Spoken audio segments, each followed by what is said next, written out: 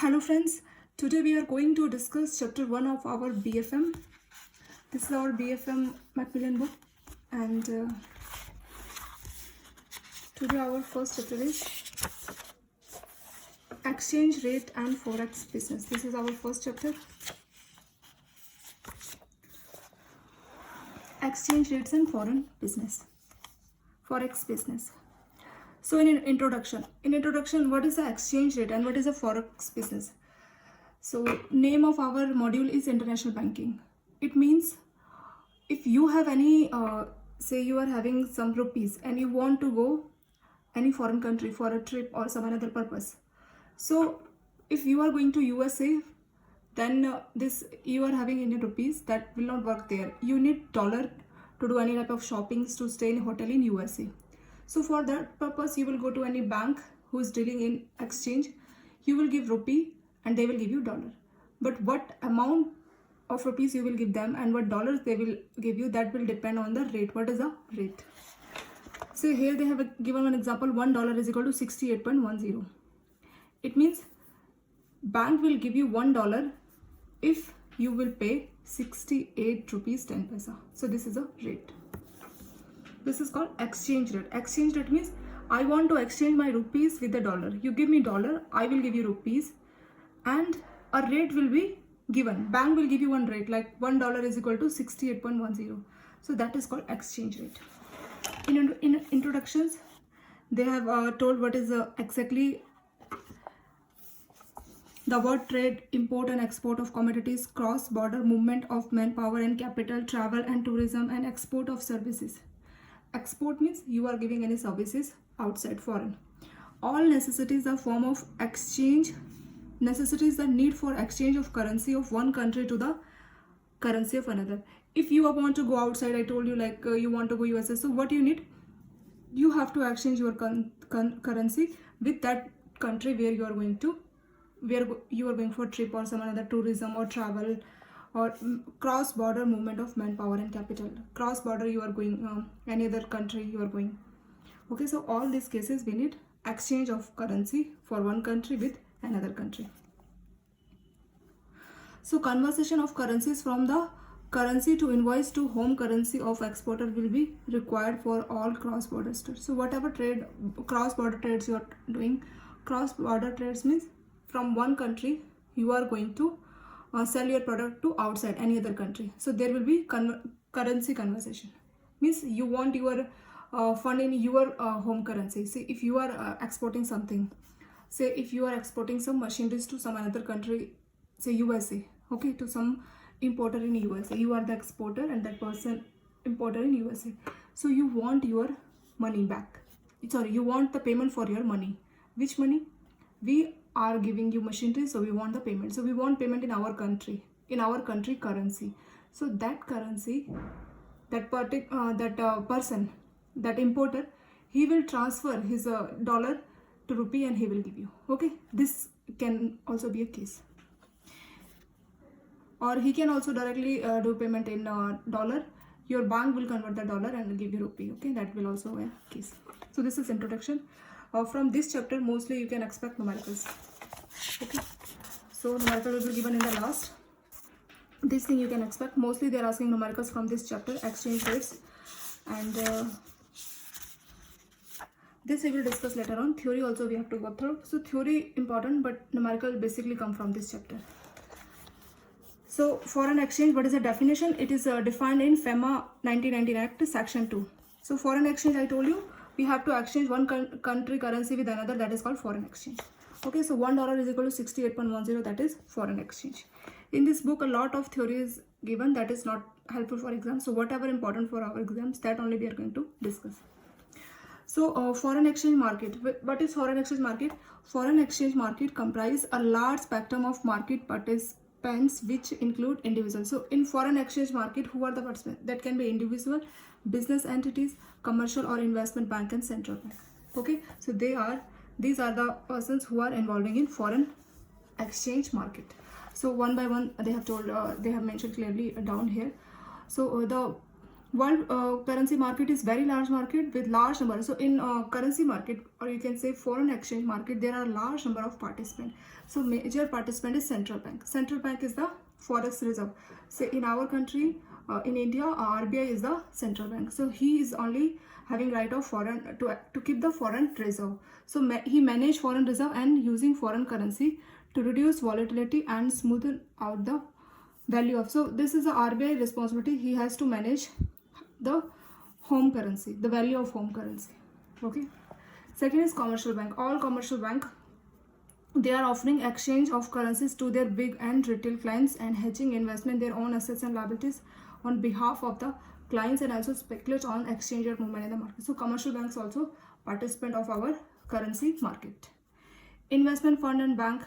What investment fund? Moving fund from one country to another using exchange market as a vehicle for investing as a high hedge their investment in various countries. So investment funds or bank, what is their purpose? What they are doing, they are investing in various countries and various currencies. Okay, that is investment bank. So they are also participant of our forex market. Next is forex broker. What is a work of broker? They are acting as middleman. Okay, they will buy foreign currency and they will sell it to you. Okay, that is forex broker. They will deal in foreign currency and they are the middlemen. Next, corporation. So they will move fund between different countries and currencies for investment purpose. Okay, so corporations also doing this thing. They are moving fund between different countries and currencies for investment or trade, and they are even doing speculation in currency market. Okay, so corporation also doing this thing. Last one is individual. High net worth individual or ordinary individual using market. So sometimes they are doing investment, trade, personal or travel. Like you want to go to USA. I told you one example. So you need dollar.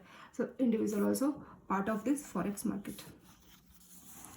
So here one data they have given that it is very surprising to note that global forex market handle a turnover of around, you can see what is the turnover amount, that is $5.1 trillion. You can convert it to billion also, 5,100 billion per day. In one day, this is a turnover for forex market. So this is a very huge market, and it is very much volatile also. Volatile means the rate will keep on changing. Somewhere it is mentioned like in every 4 seconds rate will change. If today now rate is $1 is equal to 70 rupees, so after 4 seconds it may change.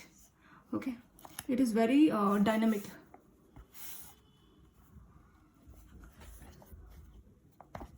Here that line, no, that this rate fluctuate every 4 seconds. So in every 4 seconds rate will change, which effectively means that it registered 21,000. This thing will not be important, but this 4 seconds, this thing is important, that every 4 seconds rate will change.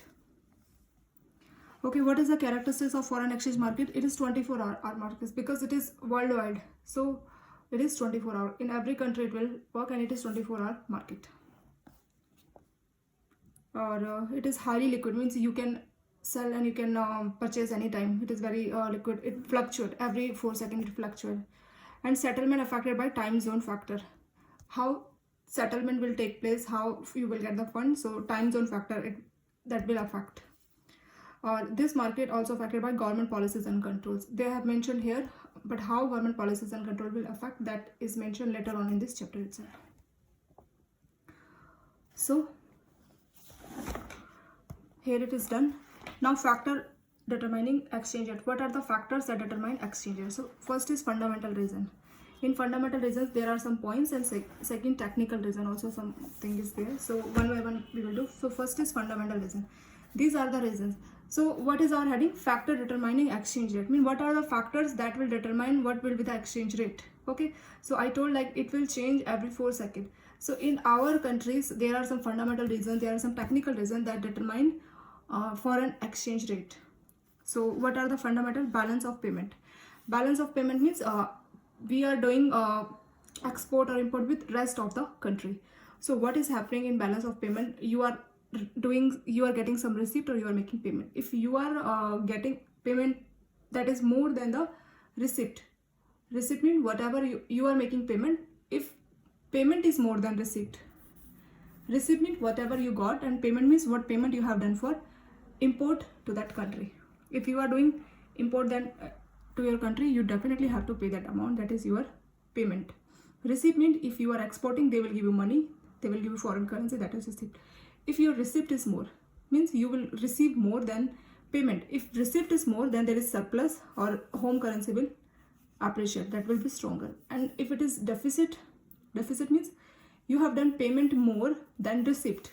Okay, you have done payment more than receipt, then it will be deficit for you, and that will weaken the for home currency, your home currency. So if you are how it is a home currency, it is weakening, because if your payments are more than receipts, sorry, if your receipts are more than payment, it means you receive more foreign currency than the payment you made. It means you will have surplus of foreign currency, and definitely if you have surplus, then your home currency will be stronger. Opposite, if you don't have the foreign currency because your payment were more compared to your receipt, in that case it will be deficit for you.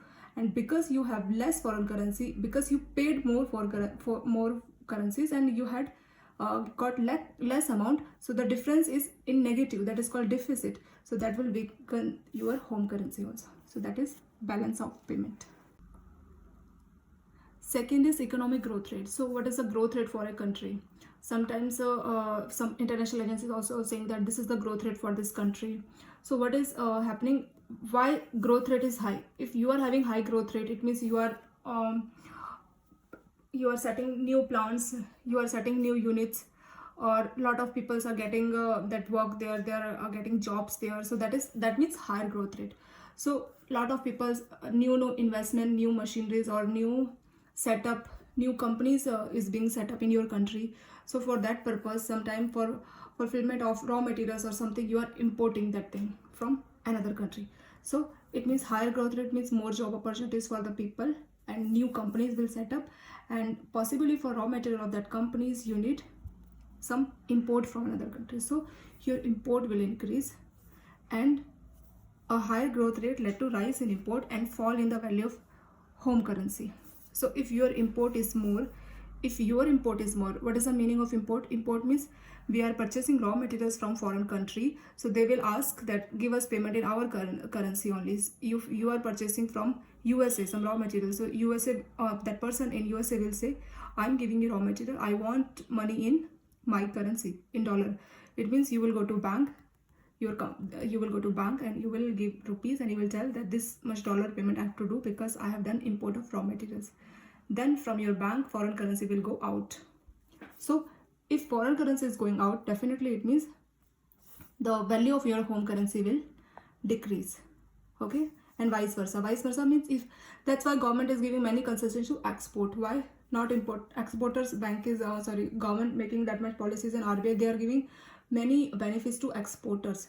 They want that you have to prepare something, and you have to give something to foreign currency country. So if you will export something, say machineries or any type of services you are giving to foreign currencies, then they will give you payment. Payment will come in dollar, in their currencies. So your bank will get dollar, and that will convert that dollar to rupee and give it to you. Okay, that's why export is always good for a country, because export will give you foreign currency in return, and your home currency, the value of your home currency will appreciate. And opposite, it means importer. If your importer is rising, it means your foreign exchange, or you can say foreign reserve, will go out. That's why your home currency will depreciate. Okay, next is fiscal policy. Fiscal policy, it is a policy means low taxes can lead to higher. So if your government is asking that you pay low tax, or government has changed the policy, so growth rate will be high economic growth rate. Okay, so fiscal policy will, if low taxes, that will give to higher growth rate, because many people will like to invest there in that country, because taxes are very less, and it will increase the growth rate. Next is monetary policy. Monetary policy is in hand of our central government, so that will influence and control the interest rate. So RBI having many tools to control the interest rate, like repo rate, reserve repo rate, and another things also. If interest rate is less, so what people will do? Interest rate is less, people will take more loans, so that will impact this monetary policy. Monetary means central government will influence it, and it controls the interest rate and money supply. So that also impact the value of currency for that country. Next is interest rate. If high domestic interest rate tends to high attract overseas capital, So if your bank is paying high interest rate, so in any other country, they know that this bank is paying high interest rate, they will like to invest in that country. So the currency appreciate in short term. In short term this will appreciate, but in long term it will weak the currency. So for short term it's okay that you are paying high interest rate, this will appreciate, but since you are paying that much high rate, so in long term that will weaken the currency value. Next is political issue. Political stability also leads to economic stability, because who is the political party there and what type of decisions they are making, that will also impact big businesses and economic stability also. Hence a steady currency while political instability. So they are saying if political is very much stable, so that means economic stability, so currency also will be steady. If it's opposite means political instability, so it will have opposite, that there will be variation in currency value. Okay, so these are the fundamental reasons. Now next is technical reason. What is technical reasons? Government controls can lead to unrealizable value of currency, resulting in violent movement of exchange. So governments having that much control, that can also result in violent movement in exchange rate. So one example they have given here down. This phenomenon was seen in Indonesia, Thailand, Philippines and Korea during Southeast Asian currency crisis of 1997. Okay, this thing in 1997, what happened? Huge surpluses generated. So these countries generated huge surplus, means they got lot of foreign currency. Why? Because due to sudden spot, and because petroleum prices rises, and these organizations of petroleum exporting countries, they got the benefit because demand were more for petroleum price, and you have seen that demand and supply factor will back. If demand is more, supply is less, then the price will definitely increase. So same thing happened here, that petroleum prices increased and these people got lot of foreign currency surpluses they got, which could not utilize in this country. So they got lot of surpluses, and these surpluses could not be utilized, so they have invested overseas that surpluses. This create huge movement of capital overseas and resultant appreciation. So they have what they have done, lot of foreign that investment they have done in another country. So they have done investment in any other country, so they got foreign currency. Why they got foreign currency? Reason is mentioned here, because they generated surplus foreign currency, and that could not be utilized in these countries. So they thought that we should invest it somewhere. Like one interest rate factor we heard, they saw that this country they are giving high interest rates, so better instead of keeping in our own country, we will invest it, because we have lot of surplus of foreign currency. So they invested in another country, so another country got foreign exchange, so definitely that will appreciate the currency of that country.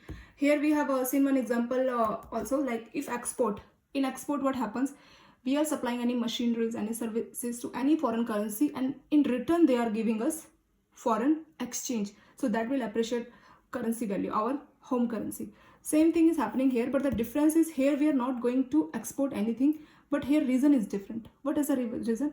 They got lot of surpluses, huge surpluses of currency. So what they did, they just invested in the country where they find that interest rate is good. So this is the reason that country where the fund was invested, that country currency will be appreciating. Okay, so this is the technical reason. Now last is speculation. What is the meaning of speculation? Speculations means you are thinking that in future the value of this currency will increase or decrease. That is called speculations. Sometimes in stock market also people are doing speculation activity. They are thinking that price of this stock will go high, and they purchase lot of stock of that company. So that is called speculation. So this thing also will have a major effect on exchange rate. In the expectation that currency will be devalued, the speculator will short sell their base currency. If they are thinking that this currency value will be devalued, means the value will come down. If they are going to sell the currency, the value in future they will get less. So they will short sell the base currency. They will sell off the currency for buying it back at cheaper rate at a later date. What they are thinking, that their speculation means you are doing some prediction for future, that this will happen, that will happen. That is your speculation. Like you and your friends, you are sitting and you saw something, and you saw some history pattern or something, and you told your friend, tomorrow the value of this dollar will be 1 rupee will be 60 rupee. $1 will be 60 rupees. Now your friend is saying, but today $1 is equal to 65. Just an example. Now you are thinking, no, this is my speculation, and you see tomorrow you will get $1 is equal to 60 rate. Now your friend is thinking, today I am having some, tomorrow I am having the opportunity that I will get the dollar at 60 rupees. I will purchase the dollar at 60 rupees. So what if he wanted to purchase today? If he's planning to go some another country like USA, and he wanted to go to bank for exchange, like he wanted to give rupee to bank so that he can get dollar for utilization in USA. He need money to USA trip. But instead of going today, he will go tomorrow to the bank. So one day it has impacted. Like lot of customer will be there, they will go to bank on that day where rate will be $1 is equal to 60. That happen or that may happen or that may not. But speculation means it is a prediction, and based on prediction, people behavior will change, their decision will change, and that will impact the value of the currency. Now this much is done. Here exchange rate mechanism. What are the types? Ready or cash? There are the different rate, and this thing ready, cash, term, spot, forward, everything in one line you have to understand, because remaining thing, what is this exactly, term, spot, this we will discuss in numericals given in the end of the chapters, and mostly questions coming from numerical. There we will discuss in detail what is the difference. Here we will read what is the meaning in one line only. We will read. Ready or cash means settlement of fund take place on the same day. If settlement is happening on the same day, that is called ready or cash. This is the name specify. Like if settlement will take place in the same day, that is called ready or cash rate. So if your date of cash deal is 3 October and settlement also taken place on 3 October 2016, if both same, means ready or cash means same day you have done the settlement and fund, everything happened same day. If today you have seen the rate and today only your settlement is done, that is called ready or cash. Term means settlement will take place on next. This is the short form of tomorrow. Term is a short form of tomorrow. So it means settlement take place on next working day. That is called tomorrow. Spot means settlement of fund take place on the second working day. This is the most important. Spot means second working day. First working day is tomorrow. After first working day, second working day will come. That is called spot. Next is forward. Delivery of fund take place any day. So after spot day, any day, that is called forward rate. Okay. So difference is if settlement takes place on the same day, that is called ready or cash. If settlement takes place on term means tomorrow. Spot means after tomorrow, or you can say second working day, or after second working day, any day will be called forward. Okay. Any other day after spot. So this thing in detail we will see in numericals only in example. What is the difference between spot or forward rate? See, most of time whenever we are telling that $1, we are quoting any value for that exchange rate, we are giving in spot only. Okay, this thing also we have to understand, but most of time any rate in any question in any numerical is given you like $1 is equal to 60. So that means it is spot rate only given. Okay, so here they are saying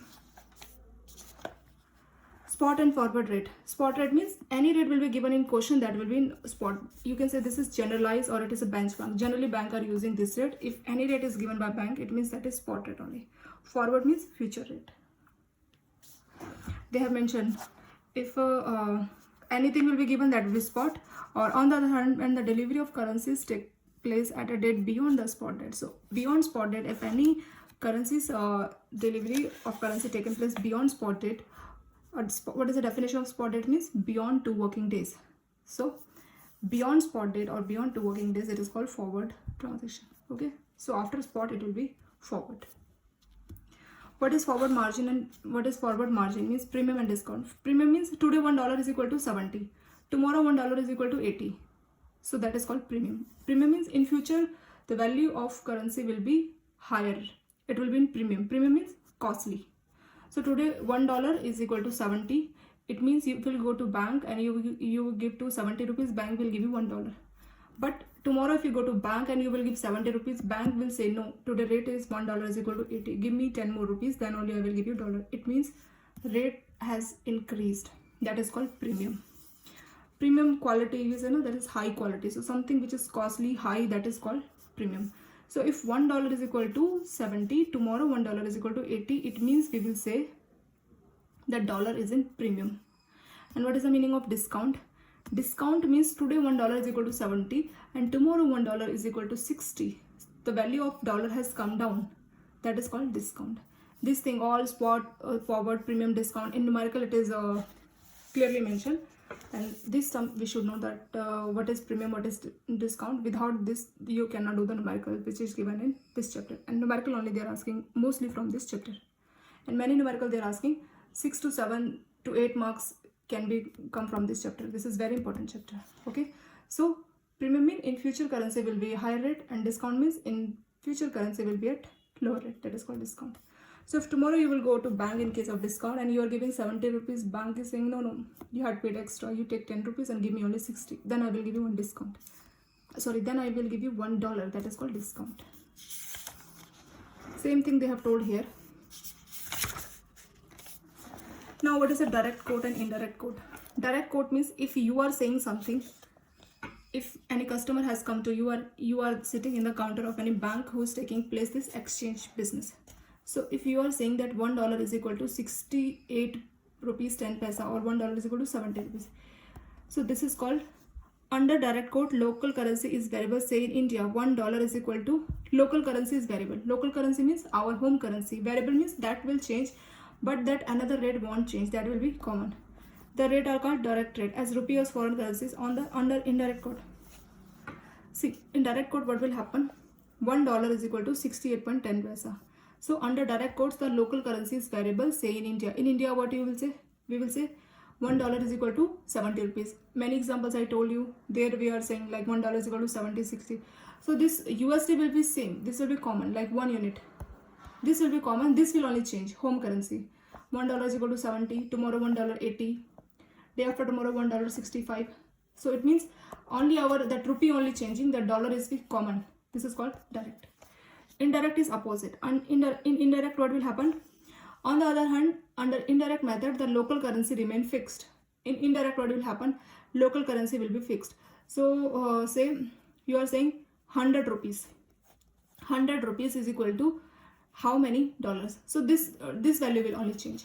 Okay, so local, what is the definition? Definition means in direct quote our local currency will be variable, in indirect quote our local currency will be same. So always we will say if today rate is 100 rupees is equal to $1.47, tomorrow 100 rupees is equal to $1.50, day after tomorrow 100 rupees is equal to $2.00. It means this is common. Okay, in indirect quote our home currency will be common, and in direct quote our foreign currency will be common and our home currency will be variable. So this is just a definition what is direct or indirect quote. And one more thing, only in case of Great Britain pound, GBP, Euro, Australian dollar and New Zealand dollar, only in this case the currencies are quoted as indirect rate. In this only currencies are quoted at indirect. It means 1 Great Britain pound, 1 euro, 1 USD, 1 New Zealand, how many unit of USD.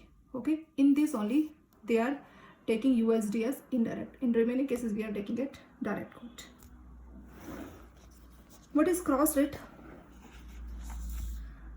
Cross rate means $1 is equal to, they have given you rate of, see here they have given,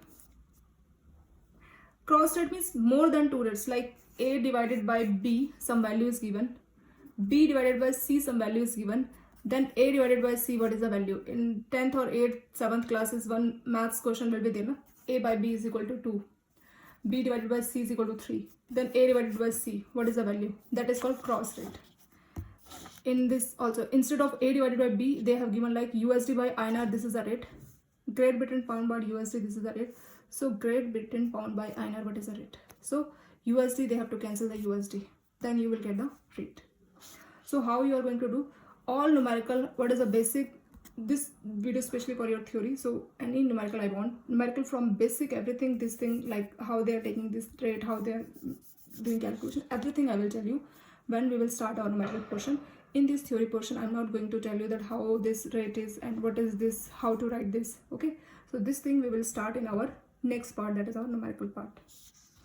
So you understand what is the meaning of cross rate. Cross rate means A divided by B, B divided by C, values will be given, then A divided by C, what is the value? Same thing here also, USD by INR, Great Britain pound by USD, USD should cancel, so INR by GBP, that rate only they are asking, that is called cross rate. Fixed rate and floating. Fixed means interest, that rate will not change, that is called fixed, and floating means it will change. Bid and offer. Bid means buying rate, offer means selling rate. Okay, If you are giving any buying rate, that name is called bid, and selling rate is also called offer. So this is just another name. Some person having two names. One is that their parents are saying, and one name they're in school, college. So that is the thing only. Bid means buying rate. Another name for buying is bid, and another name for selling is offer. Now what is a chain rule? Chain rule, it means it is a comparison. It is used in attaining a comparison or ratio between two qualities linked together through another or other quantities, and consists of series of equations commencing with a statement of the problem in the form of query. So chain rule means one equation will be created, that is called chain rule. Like A divided by B, B divided by C, C divided by A. It means a comparison between the ratios you are doing. That is called chain rule. What is percent or per mile? Percent means 1 divided by 100. That is called percent. Per mile means 1 divided by 1000. That is called per mile. Value rate. Value rate means it is a date on which finally settlement or payment of fund taken place. Okay, that is called value date. It is a term used to define the date on which a payment of fund or the entry to an account becomes actually effective or subjected to interest, if any. Means you have gone to bank and you are saying that what is the rate? Bank is saying $1 is equal to 70. You just find the rate, or you have done some agreement that I want this rate only, I will come after 1 month. So after 1 month you will come, and on that date bank will debit you some rupee and bank will give you $. So after 1 month you have done settlement. On after 1 month only you got the payment of fund. 1 month back you had gone to bank, but you had not done any type of transaction. You have done just inquiry, and you have told that make me one contract that I will get this rate after 1 month. So after 1 month only you get the payment, and actual interest rate, if any interest rate is there, from that day only, means that value date only interest rate will start calculating. Now next heading is arbitrage in exchange. Who is arbitrage? Arbitrage, it can be a person who is simultaneously buying and selling commodity or currencies in two or different markets to take advantages of temporary discrepancies in price. From one market you will get $1 for 70 rupees. In another market $1 is equal to 72 rupees. So 2 rupees difference is there. So what you can do, from one market you can purchase some foreign dollar, and in another market you can sell those foreign dollar at 72 rupees. From one market you purchased for 70 and another you are selling for 72. So 2 rupees is the difference for $1. Like this, $1,000 or $2,000 or $5,000 person can purchase from one market. Because price difference is there is discrepancies in price in both the market. Price difference is there, so that difference is the profit for arbitrator. Okay, so that is arbitrage in exchange. Now after this, foreign exchange dealing room operations. What is foreign exchange dealing room operation? So dealing room operation, it comprises functions of service branch to meet the requirement of customer of other branches to buy or sell. So another branches or same divisions, if any customer has to buy or sell foreign currencies or manage foreign currency asset or liabilities, fund, manage nostro accounts. Any type of bank nostro account, we have to do management for that. So all the things will be taken care by dealing room operations. The dealers who are actually involved in buying and selling of currencies or undertaking market activities are the most critical manpower, as their understanding of the job. Because the dealer who is involving in buying and selling of currencies, what is their job? They should understand the job risk. What should be the risk they have to take? Risk capacity and speed in decision making. So they have to be very much fast, because they are making some decisions that should be fast and that should be accurate also. All this led to generating profit for the dealing room operation. So that can help dealing room to generate the profit. So everything has to be managed by a dealer. He has to take care that what should be the risk, how many currencies, what amount we have to purchase or sell. So all the thing will be taken care by the dealer. On the other hand, a small mistake or misadjustment may wipe off the entire day profit in a second. So whatever profit you have earned, so with a small mistake, that profit will wipe off. A good dealer needs to have a good understanding of changing nature of things. So good dealer should understand what is the nature of the things. And the ability to work under stress, willingness to accept responsibilities, to make decisions quickly. So all the thing, because that is forex market and that is very fast. As I told earlier, every 4 seconds prices will fluctuate, prices will change. So you have to be very much quick. You have to be very much fast decision. a good measurements of agreeableness, and above all a willingness to recognize that one can be wrong. So everything what is wrong, that recognition, very fast decision, so all the qualities should be there for a dealer. There must exist an atmosphere of complete trust within a dealing group. So this is the thing, that completely trust will be there. See here, main thing starts actually in this paragraph. A dealer has to maintain two positions. One is fund position, second is currency position. The fund position reflects the inflow. So what is in fund position, what is the inflow and outflow of fund, what fund we are receiving and what fund we have to pay. What is inflow, that is called receivable, and what is outflow of fund, that is called payable. So any mismatch in receivables and payable will throw open interest rate. So if you are making any mismatch between receivables and payable, then you have to pay interest rate. Okay, that will be there. So you have to see the mismatch. When we have to pay interest rate in case of possible overdraft in nostro account. So in nostro account, there are more payable and receivable are less. Means inflow is less and outflow is more. So outflow is more, that will be overdraft. Our nostro account will be overdraft and we have to pay interest. So that thing also dealer has to maintain. It is very important for a dealer to properly maintain the fund position and manage the fund. They have to manage, otherwise bank has to pay the interest. So that fund position management means what is inflow of fund, what is outflow, they have to manage it very properly. Otherwise in nostro account it will be overdraft and bank has to pay interest on that. Okay, so this has to be taken care by dealer. Second is, first is fund position that we discussed just now. Second is currency position. What is currency position? The currency position on the other hand deals with overbought or oversold position. Means we are doing overbought or oversold. So that is currency. Arrive after taking various merchant or interbank transaction, and the dealer will be concerned with the overall net position. Net position means what is our overbought, what is our oversold. So difference is called net position, which expose a dealer to exchange risk from market movement, because in market exchange rate risk is there. $1 is this price and after some time $1 will be that price. So that exchange rate risk can happen. So currency position means the difference in our overbought and oversold in the net amount. What is that net? There should not be overbought or there should not be oversold. Otherwise in difference, that exchange rate risk will be there.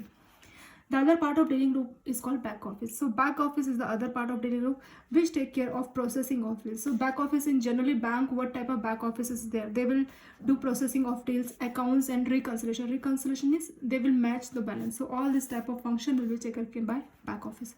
The third part is mid office. What is a mid office? Mid office means which deal with risk management and parameterization of risk for the dealing room operations, include forex session. So mid office, it will do risk management. All type of risk management will be taken care by mid office. So mid office is also supposed to look after the compliance of various, so different guidelines or instructions are there. So mid office will take care for that, and it is an independent function. So mid office will be independently take care all type of risk and any guidelines, instructions, that has to be taken care by mid office. Okay, so these things we have discussed here. This much only important in this paragraph. Now next heading is manage and control of dealing group. Reserve Bank of India had advised the board of directors of bank should frame an appropriate policy and fix suitable limit for its forex dealing. So what RBI has suggested, that board of directors should frame, they should frame an appropriate policy. There should be one policy framed by board of directors of bank and fix limits for its forex dealing. They have to put limit on everything, because forex dealings, it is very much fluctuating, rate is very much frequently it is changing. So they have to fix limit. If limit is there, at least if any loss is going to happen, because we have already set the limit, so within that limit only we will face the loss. It won't affect us in that big way. The management of dealing group operation should focus on risk. So there are different type of risk with foreign exchange dealing group operation which arise due to complex nature of foreign exchange, because forex market is 24/7. It's very much fluctuating. Every 4 seconds rate are changing. So it is very volatile also. That is why it is very difficult, it is very complex to understand the forex nature of foreign exchange market. The major risk associated, there are different type of risk which is summarized right below. So first is operational risk. So in this heading, generally you have to see that what is operational risk, what is exchange risk, and in this risk, in coming chapters there will be full chapter. What is operations? That is one chapter. Credit risk, one chapter. Okay, so that we will see details there. Here only in one line you should know what is operational risk. Operational risk, it is a risk or account of human error, technical fault. If any person has done any mistake and bank face, see one person who has to do some settlement and he didn't do on time, or because he has lack of knowledge he could not do that correctly, so he did some mistake and because of that bank face some losses, so that is called operation. It can be human errors also, technical fault, sometime our system also don't support, that also comes under operation risk. Infrastructure breakdown, suddenly your infrastructure breakdown happened, or any faulty system or processor or lack of internal control, there is not properly controlled internal, not properly controlled, or some human error, technical error, that is called operation. So operation is mainly the risk because of human errors or technical error, that is our operation. If power failure happened, that is also our operation. What is exchange risk? It is a most common and obvious. In foreign exchange, this is generally because rates are very much fluctuating. Exchange means $1 is equal to 70. This is exchange rate. After 1 hour you are asking, he is saying that $1 is equal to 71. So rate changes, rate increase, fluctuation in rate, that is called exchange. Means we are going to exchange $1,000, some amount we have to pay. After some time rate change, so we have to pay some extra amount, that is called exchange risk, because it is very much volatile and every 4 seconds rate will change. So that is called exchange risk. Credit risk. Credit means it is a loss, it is a risk of loss which due to inability or unwillingness of counterparty to meet the obligation. So your counterparty is not giving you payment, that is called credit risk. In generally if we talk in bank, what is credit? If customers stop paying EMI, that is our credit risk, because our counterparty, our opposite party, he is not able to meet the obligation, that is our, his unwillingness means he do not want to pay, or inability, he is not able to pay, both the things will comes under credit risk. Settlement risk, it is risk of failure of counterparty, means our counterparty is not giving us payment during the course of settlement due to time. There is some time zone difference, some different countries, because it is our foreign exchange market is a global market, so there is time zone difference. Because of time zone difference you didn't get your payment, that is called settlement risk. Liquidity means cash. It is the potential for liabilities to drain for a bank at a faster rate than assets, means your liabilities are more than your assets. If customer is asking, I want to break my FD, give me my money, and you had put that money for asset, means any loan, so you don't have cash, you cannot reply to that customer that your money I had given for that housing loan, wait for 30 years, when his loan will complete then I will return. This you cannot say to anyone. Okay, so that is called liquidity, means we don't have cash, our liabilities are more than our assets. Gap or interest rate risk. Gap is the, generally there are gap between our assets and liabilities. What type of gap? Time gap, maturity durations is different, like assets for 5 years, you had taken FD for 5 years, but loan you had given that FD amount, you had given as loan for 10 years. So loan for 10 years, FD for 5 years, that is time gap, that is maturity gap. Sometimes that amount gap also, you have given loan for 5 lakhs and that 5 lakhs you got from 2 lakhs FD from one customer or 3 lakh FD from different customer, so amount gap, so that is a gap. This is called gap risk. Gap risk means time gap, means maturity gap, amount gap, this will comes under gap risk. Now what is market risk? Market risk, in market different scenarios are there, based on that our interest rate will change, that is called market. This risk arises due to adverse movement of market variables, exchange rate and interest rate, when the players are unable to exert the portion, means different market variables are there, it is risk because of that. Our interest rate will change because of different market factors, that is called market risk. And in gap risk, just now we discussed. See, if I just told you my example in book, what I have mentioned for gap or interest. In the course of the business, a bank buy or sell currencies for spot or forward values. Bank will buy some currencies or sell some currencies.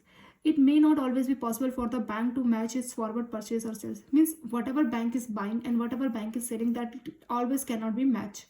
If purchase and sale take place for different value date, if dates are there, I told maturity dates. Here difference is there. What I told for example for loan. Here they are saying for purchase or sale of currencies. Okay, it is always not the case that bank will sell same currency and bank will purchase the same amount. That is always not possible, because possibly you have purchased some extra and you could not make that much sale of currencies. That may happen, that gap is created. This is gap risk. So if purchase or sale place for different value date, your date also different. So while you have purchased, you got different rate for currencies. While you're going to sell, dates is different, so rate you will get. Possibly $1,000 you purchased for, say, 70,000 rupees. 70 rupee $1, so 70,000 you paid. So you purchase 70, but dates are different. After 1 month or after 10 days you are going to sell that, because your dates are different, value date are different, means settlement date is different for sale and purchase. So after 1 month or 10 days if you are going to sell, so at that time dollar, your currency got depreciated, or something happened that your that amount has changed. If your currency got appreciated, in that case $1 will be 68. It was 70, it got 68. In 68 rupees you will get $1. Okay, so this time if any customer is asking, give me foreign currency, if you are going to sell, at that time customer will give you only 68,000. And earlier 10 days back you purchased those $1,000 for 70,000, and now customer is paying you only 60,000. So that is risk for you. That is called gap risk. So that can be timing gap of our what type of timing gap, that we purchase our foreign currencies in a type of dollar, euro, any foreign currency, different date, but we are going to sell it on different date. That is one gap. That is our gap risk. An example also I told you.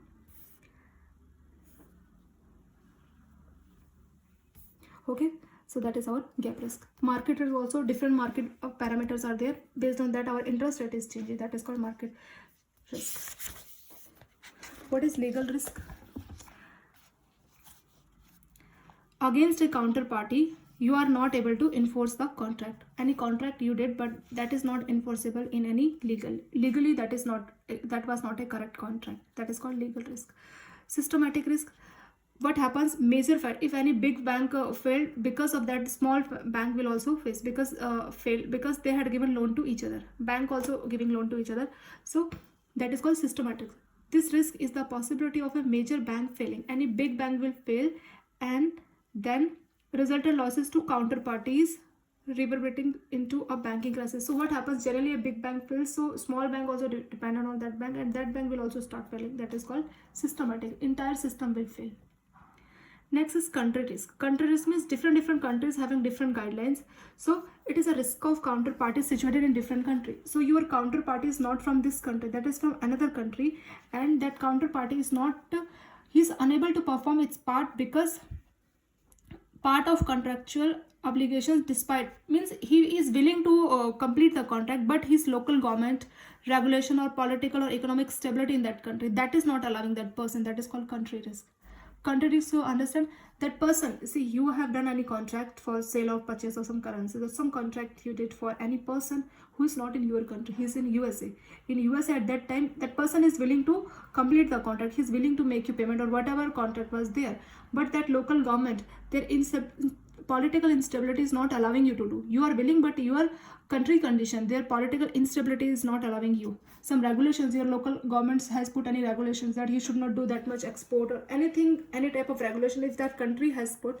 Because of that, you are not able to meet your counterparty is not able to meet the obligation. That is called country risk. Sovereign risk. It is a sovereign risk is a subcategory of country. It is a part of country risk, but it is not exactly country risk for whole country. Sovereign, it is a subcategory of country risk. In that certain state-owned entity, means in this whole country is putting obligation, regulations, but in sovereign risk, state-owned entity, that particular state of the country themselves quoting their sovereign immunity from recovery procedure, means your state-owned, that is the part of country, but that state-owned entity is not allowing you to do the thing. They are putting any type of regulations, they are doing. The sovereign status cannot be even questioned in the court of law. In court also you cannot go against them. That is called sovereign. So that is a part of country, but this is state-owned. In this whole country, guidelines, regulation will be against you. They will say that this is not the guidelines and you are not able to meet the obligation. But here, sovereign, it is a state-owned. Okay, and you cannot question in any court of law also. Our next heading is RBI and FEDI guidelines. Reserve Bank of India being the central bank of country and custodian of national foreign exchange reserve. So RBI as the authority to be the custodian of our nation's foreign exchange reserve. RBI is the custodian for that. So had prescribed guidelines for authorized dealer permitted to deal in. So RBI cannot do all the thing. It has given some guidelines for authorized dealer to deal in foreign currencies and handle foreign currency transaction. So FEMA Act 1999 also prescribed rule for persons corporate in handling foreign currencies as also transaction denominations therein. So these FEMA 1999 guidelines also for persons corporate who are dealing in foreign currencies, and RBI has given special guidelines for authorized dealer. Permitted authorized dealer means the person who is permitted by RBI to deal in foreign currencies. Okay, so the permission authority is given by RBI, but RBI is telling you have to follow the guidelines, then only you are permitted to do this type of foreign transactions. So there are three categories of foreign authorized dealer. So first category is authorized dealer category 1. So this category authorized dealers, these are authorized dealer banks. These authorized dealers are bank, financial institutions and other entities allowed to handle all type of foreign. So it is called authorized dealer. So authorized dealer category 1, earlier it is authorized dealers only, but now it is category 1 and it is bank. In authorized dealer category 1 comes bank, financial institution, other entities allowed to handle all type of, so all type of foreign exchange transaction they can handle. There is no restriction as such. Okay, that is called authorized dealer. So all type of bank, financial institutions will come under this our authorized dealer category 1. Now second is authorized person or authorized dealer category 2. So these are money changers. So these money changers allowed to undertake sale or purchase of foreign currency note, traveler's check. So there are few things only they can do, like traveler's check. So traveler's checks, foreign currency sale or purchase, and handle foreign exchange transaction relating to remittance facility, like travel abroad or study abroad, medical needs, gift donation. So these type of things will be taken care by category 2. In the category 1, our bank and financial institution will come. In category 2, money changers will come. Money changers means you will give the money and they will exchange you. What is the purpose? We have to study abroad, medical needs, gift donations, travel abroad. So this small type of needs will be taken care by category 2. So earlier also known as full-fledged money changers. So the name is full-fledged money changers. So in category 2 and 3, money changers will come. Means they will exchange your money. That is called money changers for foreign currency. Okay, so this is category 2 is called full-fledged, means there is no such regulations, not that much restriction for category 2. In category 3, these are also money changers, but they can only purchase of foreign currency notes and traveler's checks. So these two activity only can be done by category 3. So these are money changers who is allowed only to undertake the activity of purchase of foreign currency notes and traveler's checks. That is called authorized person category 3. So in authorized person category 1, all bank and financial institution will come. They can do all type of activities. In category 2 and 3, money changers will come. So the difference between category 2 and category 3, these both are money changers, but category 2 is full-fledged money changers and category 3 will be restricted money changers. Why restricted? Because they can undertake only two type of activities, that is purchase of foreign currency notes and traveler's check. But category 2 can do what type of activities? They can do almost all activities mentioned here, like travel abroad. They can exchange your note with money, exchange their currency with your notes for Indian note, or study abroad, medical needs. So they can undertake many activities, but category 3 cannot do that much. Okay. Next is foreign exchange operations. If it undertake without any boundaries or control, so it can adversely impact the movement of exchange rate. So what will happen if there is no any control in any if there is no any control on exchange rate, because it's without, if it will be undertaken without any boundaries or control, so the value of currency will depreciate. Okay, so it won't give any profit, or it will depreciate the currency value, or it will be very difficult. If your currency value is depreciating, you have to give lot of foreign exchange reserve to purchase anything. If you want to purchase petroleum or any crude oil from outside any country, so you have to pay more money. Why? Because your currency got depreciated. Why it was happening? If without any regulations we are just selling our foreign currency, so there should be restrictions, guidelines that we have to follow for foreign exchange operations in order to have regulated and disciplined market operation for foreign exchange. Next is FEDI. FEDI means Foreign Exchange Dealer Association of India. So what is FEDI and what is the function? It is a non-profit making body. It was formed in 1958 with approval of Reserve Bank of India. So it consists of authorized dealer as a members. So in FEDI, authorized dealer will be member. So it was constituted in 1958 with approval of Reserve Bank of India. Okay, and it is non-profit making body. So what is the function of FEDI? FEDI, it prescribes guidelines and rules for market operations. So what guidelines should be followed? What should be the rule for market operations? What should be the merchant rate, quotations? What is delivery dates, holidays, interest rate on default? So all these things, all these guidelines will be taken care by FEDI. They will prescribe the guidelines for all these things. In terms of RBI directives, all authorized dealers are member of FEDI. So all authorized dealers will be member of FEDI, and it is mandatory for them to follow the guidelines directed. So whatever the guidelines given by FEDI, they have to follow. They are the members, and these guidelines should be followed by all members of FEDI. A few of major federal guidelines. So what type of guidelines FEDI is suggesting? First, all export bill to be allowed standard transit. So normal transit period like 25 days should be given for all export bills. So this is one guideline. So for the purpose of allowing concession interest rate and calculation. So what happens, one chapter is there, chapter number 3. In that we will calculate exactly how export bills, what type of rate we are calculating. So some normal transit period means some concession interest rate should be given for all exporters, so that export will increase. So some concession rate should be given, and calculation of national due dates, you have to give some time, that is called normal transit period. Generally it is 25 days. That is first guidelines. Second is export bill in foreign currency. If you are having export bill in foreign currency, either for discounted or purchase or negotiate, it must be crystallized in rupee liability. If there is delay in realization of export bill, if you are not getting the amount, then you have to convert this foreign liability in rupees. That is called crystallization. Crystallization should be done. Earlier actually it was 30 from date, but now the bank, as per their policy, then can do the crystallization. Earlier the date for crystallization is after 1 month, but now as per bank on which they can do the crystallization. When they want to convert their foreign liability to Indian rupee, they can do as per their wish. Earlier it was 30 days. Has since been relaxed. Okay, now it is relaxed now as per bank on which they are doing this. Bank on discussion they are doing crystallization. And why they are doing crystallization? Because they are not getting the payment. In case of delay in realization of bill, they are not getting the payment for export bill, then why should we have to keep it in foreign currencies? We have to convert in rupees. Next is unpaid foreign currency import bills under letter of credit should be crystallized as per stated policy of bank. So as per bank policy, that should be crystallized for letter of credit. All forward contract must be for definite periods and period with specific. So if any forward contract you are making, you have to write the date, what should be the delivery date, and amount should be defined. Next is option period can be specified by customer in case of forward contract, but in any case the delivery period under the contract should not exceed 1 month. So if you are doing any option periods, it should not be beyond 1 month. All type of contract must have start date and end date of the contract.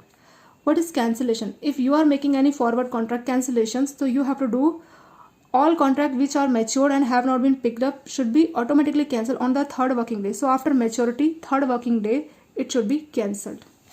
And cancellation at opposite rate. If TT buying, then it will become TT selling. If TT selling, that will become TT buying. So all these things, how we are doing using the opposite rate in numerical, because many numerical they have given all the examples that we will discuss in part 2. Just for knowledge, just for theory, you understand that rate will be opposite. If you are doing cancellation for TT buying, that will cancel on TT selling rate. If TT selling, you will do on TT buying rate. That should be opposite rate. And this guideline also given by FEDI. This we have mentioned.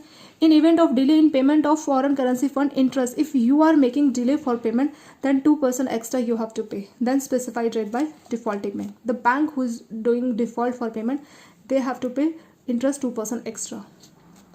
In the event of delay in payment of rupee settlement, interest for delay 2% above the National Stock Exchange MIBOR Mumbai Interbank Offer Rate ruling on each day shall be paid. They are saying that if there is delay in payment of rupee settlement fund, then 2% extra above the MIBOR rate that you have to pay. All currencies to be quoted as per 1 unit of foreign currency, like $1 is equal to how many INR, like this. we have to mention that rate only we are using. We are saying no $1.70, $1.80, that only we should quote like this. They are saying while Japanese yen, Indonesian rupiah, Kenya shilling are to be quoted as 100 unit of foreign currency. All other currency you will say 1 unit of, like $1, 1 euro. But if you are saying Japanese yen, Indonesian rupiah or Kenya shilling, you should not say 1 unit. Here they are saying 1 unit. But for these three currencies only, Japanese yen, Indonesian rupiah and Kenya shilling, you have to quote 100 unit. You have to say 100 units of Japanese yen is how many Indian rupee. Like this you have to quote. So this thing also, this guideline also prescribed by FedI only. FedI also prescribe code of conduct for forex dealers. So what should be the code of conduct? How should they work? As the guidelines with respect to dealing in. So with regard to dealing in forex, brokers, they are also saying code of conduct, how their behavior should be. So all this thing will be also told by FedI. So these are the important points. This much only important in theory. Your numerical starts from example 1 that we will discuss in part 2 of the chapter 1 video. You just revise it, and thank you so much for watching this video.